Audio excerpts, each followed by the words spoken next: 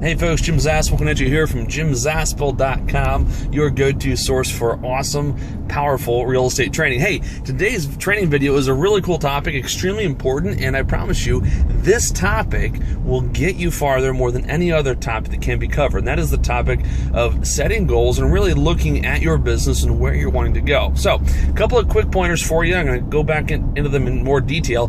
First of all, it's just how to set some goals, when to do it, and on a somewhat shallow scale, but you'll get the idea. And second thing I want to cover in this training video is a super duper important. That is how to identify what you need to do or accomplish or obtain in order to accomplish your goals. So first of all, goal setting. This is not a deep, you can get by tons of books. Brian Tracy has an awesome book called Goals. An awesome book on goal setting. I highly recommend it. That'll give you much more in-depth training. But what I recommend, just on a simplistic level, is every single week take about 60 or 90 minutes out of your schedule on a Friday, Saturday, or Sunday to plan your upcoming week. Okay, so your goals, what I recommend, what I do, is I have 3 goals for different areas of my life. So it's usually like 5 goals on the personal front in terms of personal, spiritual, or family, and then 3 goals for each different business that I've got. So break them up however you want, but 1 to 3 goals per area of your life is probably sufficient on a weekly basis. Otherwise, it's too overwhelming, to be honest with you. At least that's the way it is for me. All right, second area, in terms of what kinds of goals to set, I like to say there's 2 kinds of goals. One is a result-oriented type goal.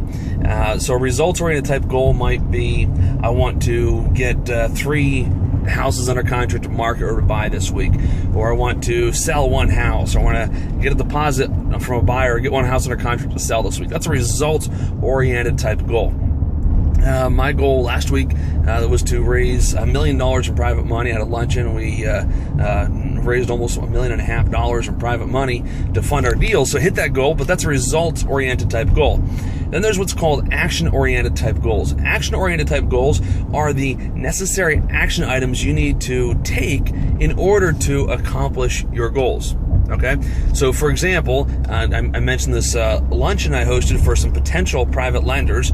By the way, I'd never borrowed a dime from any of these people before. But anyway, an example of an action-oriented type goal. So at the beginning of the week, that was one of the results-oriented type goals. And then throughout the week, I had action-oriented goals, which were, call a prospective lender, send out the marketing email, send out the postcard. You get the idea. Book people in, have my assistant confirm people, put on a spreadsheet. Very specific, measurable, tangible steps that you can take to accomplish your results-oriented type goals. So, spend an hour and a half at the end of each week for the upcoming week, identifying some of each of those kinds of goals that you can do for yourself. Secondly, and the second thing I want to talk to you about is just learning how to identify what those goals should be. So let me give you an example, and this is more of a bigger concept thinking than just the weekly goal setting that I just discussed a second ago. So let's say that you are wholesaling houses. Okay, that simply means you're getting houses under contract to buy, and then you're finding somebody who wants to buy that house at a higher price, and you're making the difference. Okay, great way to make some quick cash. It's awesome. It's fun. We still do a few of those a month, and but it's not near as much money, in my opinion, nor as easy as rehabbing houses is. So the question is, if you want to go from wholesaling to rehabbing, what do you need to do? So in this part of the video, what I'm showing you is how to break into take a big leap forward. Okay, so maybe breaking from one niche to another in real estate investing, or maybe starting a new company, or doing a successful marketing campaign. What do you got to do in order to make that next big step? Okay, so let me go through some examples of what this might look like. In fact, I've helped a number of people make this leap. One gentleman's name's Clint. He made a huge difference as a result of about a 15-minute session he and I spent together, and I just helped him break down his business so he could identify the exact things he needed to do. So if you want to start rehabbing houses, what should you do? Right? So you can set goals like, I want to buy, fix, and sell 10 houses this year. Awesome goal. You'll make at least $250,000 doing it. Good for you. It's great. But what the heck are you going to do in order to accomplish that? Well, let's just break it down. What's the anatomy of renovating houses, a flipping business, right? Or buy, fix, and sell business. Well, the first step is you've got to know a little bit about the industry that you're looking to get into, okay? So we're looking to get into building houses, but if you're looking to get into renovating houses, then you ought to learn, educate yourself. So step one is educate yourself. So from whom can you learn the business? Who are some people you can associate yourself with who are successful in the business? Okay? Can you learn from them? Can you buy their books? Can you buy their tapes? Can you go to their seminars? Can you buy them lunch? The answer is yes to all the above. So identify not just one person, but multiple people who are doing what you want to do and associate yourself with them. I spent like $700 this week to join the National Builders Association, or Home Builders Association. I forget what it's called. Anyway, I spent some money to join them. I went to a networking meeting this week. Why? Because there's no better way to learn anything than to associate yourself with people who are already doing it. All right, so that's step one. Step two is listen to yourself. It sounds so crazy. It sounds hokey pokey, but the reality is there's a lot of knowledge you've got buried deep in your head that you tend to ignore, and it tends to show itself in the form of excuses or reasons why you can't do something. Let me give you some examples, and you'll probably recognize them. So I always say, listen to the voice in the back of your head. So if you want to set this goal to renovate 10 houses in the upcoming 12 months, what are some obstacles that immediately come to mind? Is it, well, I've never done it before. I don't have any money. I don't have a good contractor. I don't know how to do it. I don't know where to find the deals. I don't know how to market the houses. I don't know how to design the houses.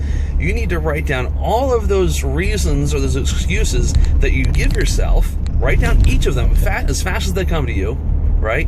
And then those are the things you'll need to work on. So let me give you some examples.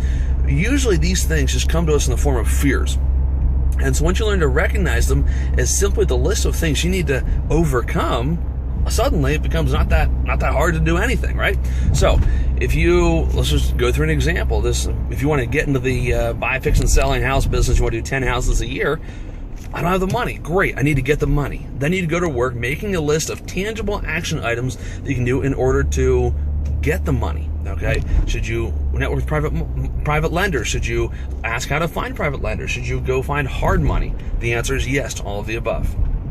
Okay, so for each of these fears that you give yourself, I don't have the contractors, don't know how to design houses, don't know how to find the deals, don't know how to have the money, you need to set a corresponding goal. I need to raise $1 million, which is what you'll need in order to do 10 houses in a year, maybe about 1.3 or so.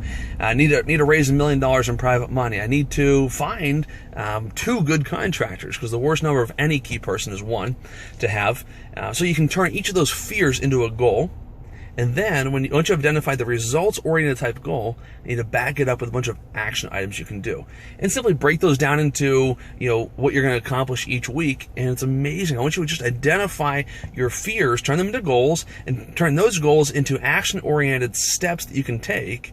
It's amazing how you can quickly take that next step that you're wanting to take in your business or your life into something that's not that overwhelming at all. You know exactly what to do, and you'd be surprised how much you do already know how to do. And if you don't know it, that's why you need to network and associate yourself with people who are already doing or have accomplished what you're seeking out to accomplish. So I highly recommend that you listen to this video again and implement it, because I tell you, it's those exact same steps that I've used to accomplish anything. And I'll tell you, one of the most powerful things that will pull you forward in anything, and I'll leave you with this, is associating yourself with people who make you feel very uncomfortable. People who've accomplished way more than you have in one area of your life or another. That is the best way to grow, and that's exactly what you're helping yourself do by following the steps in this video. So that's it for now. Go implement it and go take over the world. See you soon.